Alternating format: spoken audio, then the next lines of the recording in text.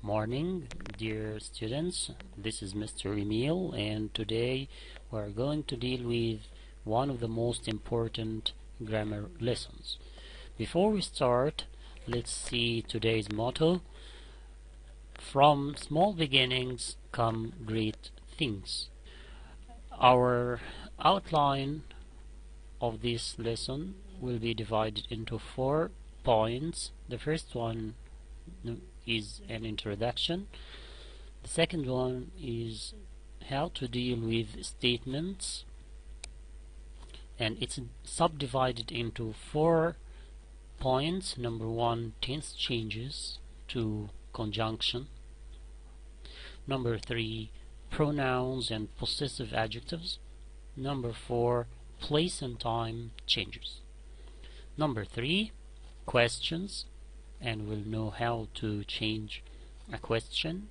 Number 2, how to use linking words. The last point, number 4, commands.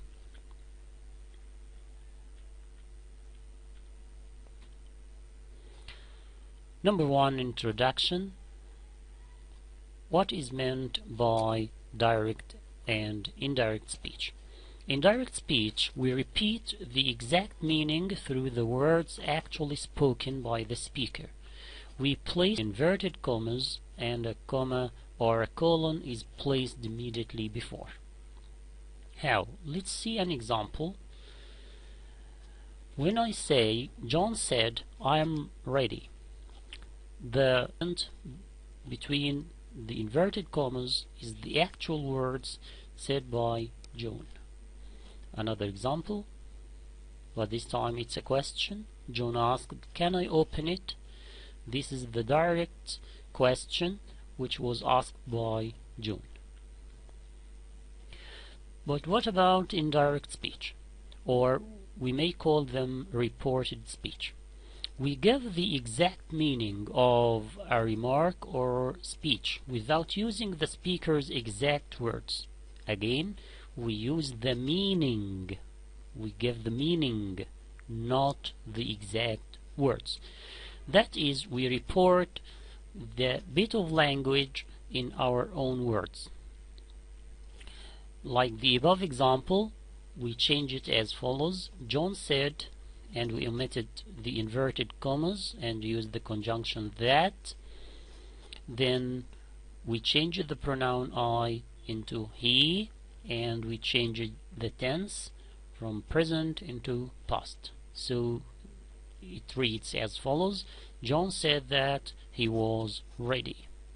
And also the second example, John asked if he could open it.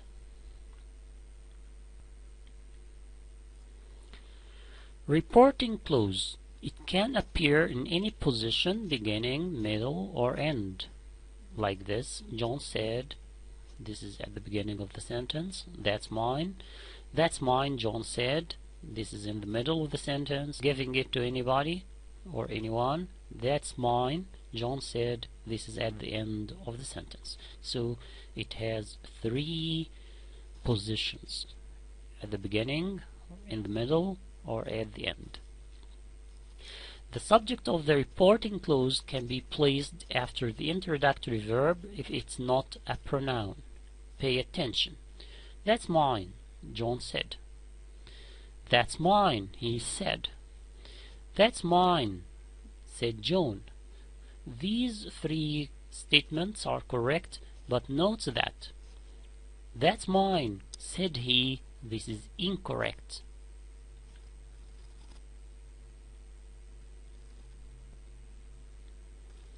What about reporting verbs? We have say and tell, which are the most important or the most common ones, but other verbs also are possible. We can use other verbs such as agree, advise, complain, explain, greet, refuse, swear, warn. Remember,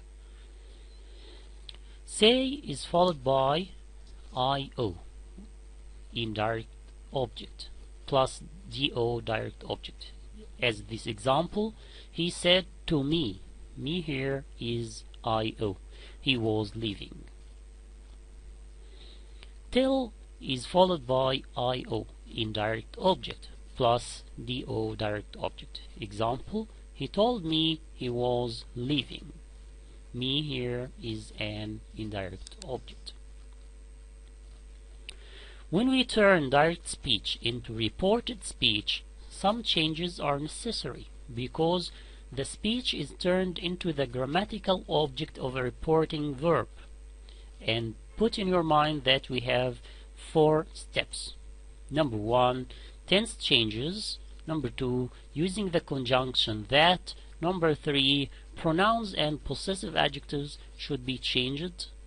Number 4, place and time changes. Let's see how to change tense. Tense changes. We don't change the tense. No changes. When the introductory verb say, tell, remark, etc.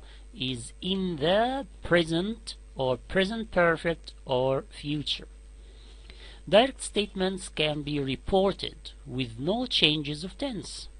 Look at this. This task is easy. Look at the introductory verb. He says, he's saying, he has said, he will say. That this task is easy. Note that we didn't change the tense. Why? Because the introductory verb is in the present simple or present continuous or present perfect or in the future simple. Number B, when we change the tense, we may call it back shift. When the introductory verb is in the past tense, it is normal for the verb in the reported clause to be back shifted, changed to an earlier time reference. Pay attention, it's very important. And back shift comes as follows. If you have present simple, it changes into past simple. And if you have present continuous, it changes into past continuous. If you have present perfect, it changes into past perfect. If you have present perfect continuous, it changes into past perfect continuous. If you have past simple, in this case you have 2 options. Either to leave it as it is in the past simple or to change it into past perfect. Okay, we have also some exceptions. Let's see them. Backshift exceptions. Universal truth and habitual uses, present is kept. Look at this example. John drinks a cup every afternoon, Sue said. When we change this sentence, it becomes as follows. Sue said. Here the introductory verb is in the past. That John drinks, it remains as it is in the present simple. Why? Yes, good students, because we're using this tense to refer to habits. Habits. That's very good. A cup of tea every afternoon. Also, we have another exception when we are speaking about unreal past tenses after wish, would rather, would sooner, it's time. We do not change the tense. Look at this example. We wish we didn't have to take exams, said the students. We want to report this statement. We should begin with the students said that they wished they didn't. In which tense? Yes, good. In the past simple, as the above statement. Why? Because we are referring to unreal past. They didn't have to take exams. That's good. When past modal auxiliaries, we do not change the tense. Look at the first example. He said, I might be there by 6. He said that he might be there by 6. We didn't change the tense. Another example. She said, I would go if I could. She said that she would go if she could. Now note the conjunction that. the conjunction that can be placed immediately after the introductory verb, but it is not essential and is often omitted. Let's deal with pronouns and possessive adjectives. They change from the first into the second or third person except when the speaker is reporting his own words. Look at the first example. I said I'm the winner. When we report it, it becomes as follows. I said, we can use that or we can omit it. I was the winner. Another example. She said I'm the winner. We report it as follows. She said she was the winner. What about place and time shifts? Place and time are words denoting nearness and they change to remoteness. For example, if you have this, it changes into that. These becomes those. Here, there. Now, then. Ago, before. Today, that day. Yesterday, the previous day or the day before.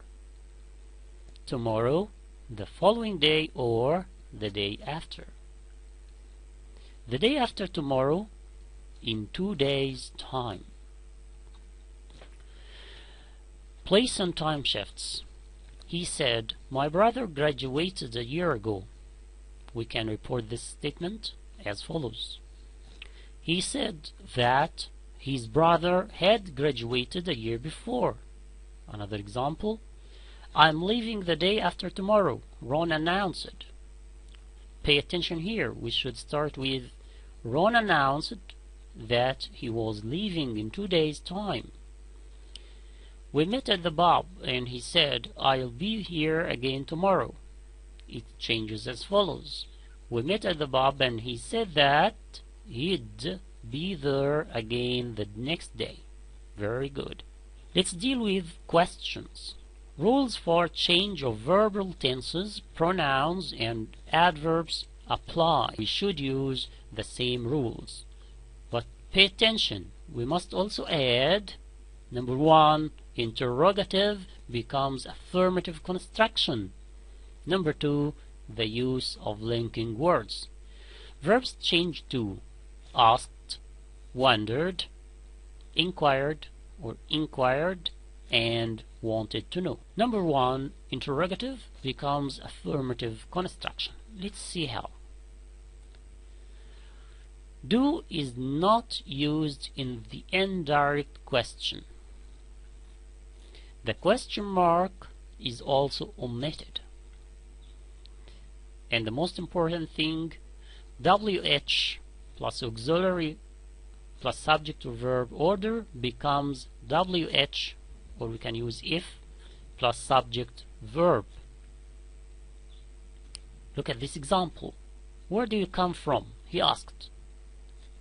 Can you report it? Yes, very good.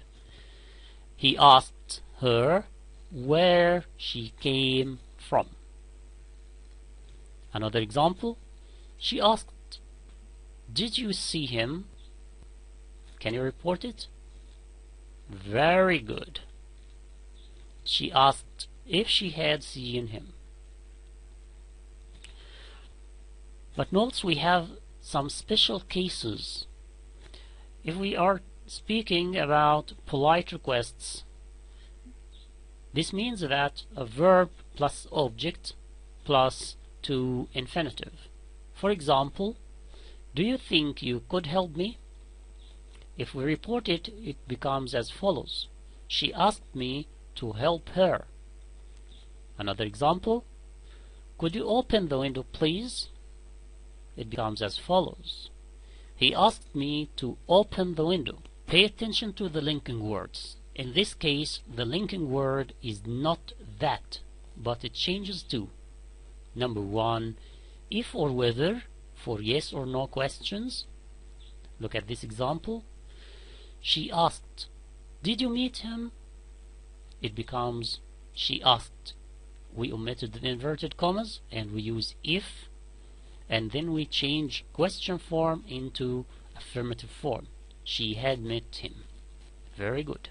Number 2, WH word for WH word questions. Look at this example. Where do you come from? He asked. It becomes, he asked her where she came from. Very good. Number 4, commands. The rules affecting pronouns, adjectives, and other changes apply, except that there is no tense backshift, because they contain non-finite verbs, as they are infinitive clauses. There are many ways of expressing a command in direct speech in English. For instance, will you, either at the beginning or at the end of a sentence, can express a command. Look at the first example. Shut the door. Will you? When you report it, it should be as follows. He told us angrily to shut the door. We have also additional changes. The introductory verb, say, changes to a verb of command or request, such as tell, order, command. A direct object representing the person ordered must be introduced. For example, be quiet. It becomes, I told the children to be quiet. Tense change. Imperative, not to, plus infinitive. Run quickly. He told me to run quickly. But pay attention to negative commands. Don't move, boys. She told the boys not to move. Excellent. Thanks for watching. I hope you have enjoyed this delicious grammar capsule. Mr. Emil.